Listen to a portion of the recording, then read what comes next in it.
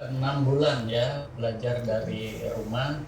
Tentu tadi sudah disampaikan walaupun bincang kecil dengan Pak Fajar Siddiq bahwa dampaknya seperti apa, polanya juga seperti apa. Nah, saya barusan selesai rapat dengan teman-teman pejabat struktural ya di Disdik. Saya sampaikan bahwa kita ini di asal muasal mulanya itu agak terkejut dengan COVID ini, sehingga persiapan kita relatif tidak tersedia dengan baik. Nah, sehingga sampai sekarang beberapa contoh yang paling sederhana yang saya anggap ada kebingungan dan masih mencari model atau pola itu. Yang pertama, kita mengambil contoh yang dari Kemdikbud ya. Dan dari Kemdikbud itu sampai sekarang kan baru proses akan memberikan paket data remaja dengan menggunakan oleh nanti ada pembelajaran saja ya dulu supaya suara yang lain nggak bisa masuk. Nanti saya nggak apa-apa, saya langsung aja memainkan mood dan unmute-nya. Nah, kemudian itu bukti ya, bukan berarti kita tidak berbuat, tapi betapa repotnya mencari model atau pola, sehingga dari kementerian pun baru berproses. Nah, kita di Samarinda ini insya Allah juga berpikir, tapi saya tidak bicara yang detail yang lain, tapi paling tidak seperti apa proses belajar dalam jaringan atau belajar dari rumah ini bisa berjalan dengan baik. Artinya kepala sekolah mengontrol, mengendalikan mudah. Disdik juga begitu. Karena kalau sekarang kita nggak tahu, kita hanya percaya ke nawaitu dan hati nurani kita semua. Karena kalau misalnya proses belajar dari rumah itu jalan, kita hanya bisa ngomong seperti itu. Itu belum masalah kontennya. Nah, sehingga keluhan orang tua juga ada. Lalu kita membuat polanya itu seperti apa. Makanya insya Allah nanti tanggal 21 September kita sepakat semua kita akan menggunakan aplikasi platform kita yang dari Disdik yang namanya itu kita ganti menjadi Smart Edu ya. Asal muasalnya dulu dari asli Samarinda dan dari Bakso Ujo itu. Nah, sekarang kita develop juga, kita perluas sehingga nanti memudahkan Bapak dan Ibu guru dalam menjalankan tugasnya, sehingga nanti bentuk soal, bentuk absensi, mutasi murid, terus web per sekolah juga akan tersedia, dan itu sangat murah Bapak dan Ibu. Kemarin di edaran resmi saya itu kan kita bergotong royong, satu murid sekitar 1.750, karena kita harus pakai hosting, kita bayar segala macam. Karena yang sering juga saya sampaikan bahwa di dunia ini nggak ada yang gratis, semuanya memerlukan pengorbanan tenaga, waktu, pikiran daripada kita ya untuk berbuat yang lebih baik lagi. Dan itu nanti akan bisa dijalankan melalui 3 aplikasi ya, melalui web nanti, melalui Play Store, Android, juga melalui Apple Store ya, iOS. Nah, dalam suasana yang seperti ini kita juga berterima kasih kepada kawan-kawan dunia usaha industri ya.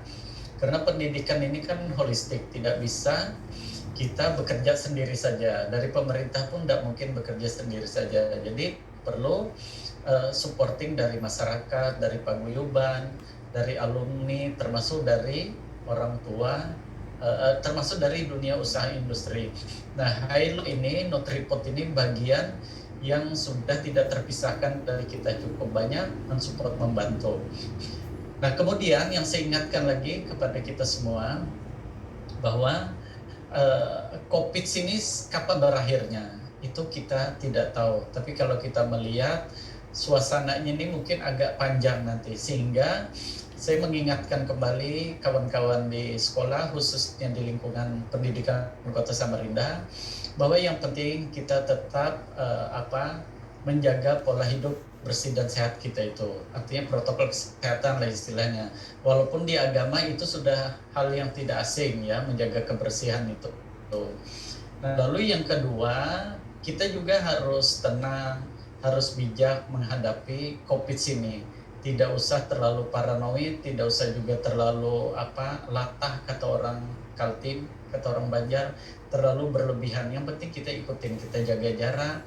Tapi yang paling penting tadi adalah bagaimana kita memperkuat imun atau antibodi kita yang telah diciptakan oleh Allah Subhanahu wa taala itu yang luar biasa untuk manusia ini. Nah, itu salah satunya itu dukungan dari asupan makanan minuman yang baik begitu ya, yang higienis. Nah, salah satunya yang dari Nutriput Indonesia ini, dari Hello ini. Pak Panjar, salam hormat saya kepada semua jajaran Nutriput, baik yang ada di Samarinda maupun juga yang ada di pusat ya, di Jakarta.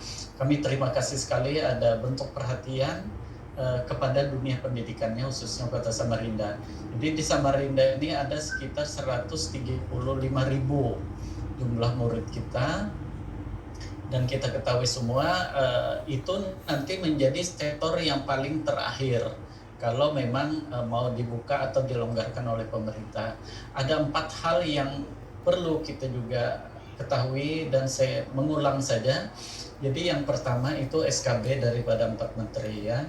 Itu yang mengatakan bahwa tatap muka itu bisa dilaksanakan kalau sudah zona kita itu hijau dan kuning ya. Kemudian yang kedua ada Komisi Perlindungan Anak Indonesia, ada Ikatan Dokter Anak Indonesia.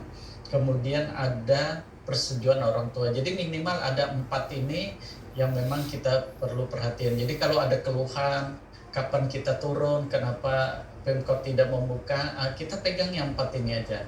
Kalau yang 4 ini sudah jalan, terutama yang nomor 1 nanti zonanya sudah hijau dan kuning, insya Allah kita akan berpikir lebih jauh ya. Nah, tapi di balik itu juga kita mudah-mudahan nanti bisa mengambil ikhtibarnya, bisa mengambil manfaat, bisa mengambil hikmah daripada COVID ini, tentu yang baik-baik gitu dari sikap atau budaya kita keseharian. Jadi sekali lagi kami ucapkan terima kasih Pak Panjar Sidik ya bersama kawan-kawan, Bapak dan Ibu Kepala Sekolah, tolong nanti diikuti dengan baik karena ini luar biasa bagus. Nanti ada narasumber yang ada psikolognya, nanti dampaknya seperti apa, dan tentu tidak baik ya kalau terlalu kelamaan memang itu berdampak. Saya sendiri sebenarnya tidak terlalu merekom belajar dari jauh itu, dari rumah itu menggunakan smartphone kita. Karena smartphone itu kan layarnya kecil dengan berbagai efek ya, terutama mata. Nah, sehingga harapan saya mengingatkan kembali belajar dari jauh itu jangan di copy paste tradisi kita di konvensional atau klasik itu dibawa ke virtual atau alam maya ya. Jadi lakukanlah komunikasi yang sifatnya terkonek itu jangan terlalu lama.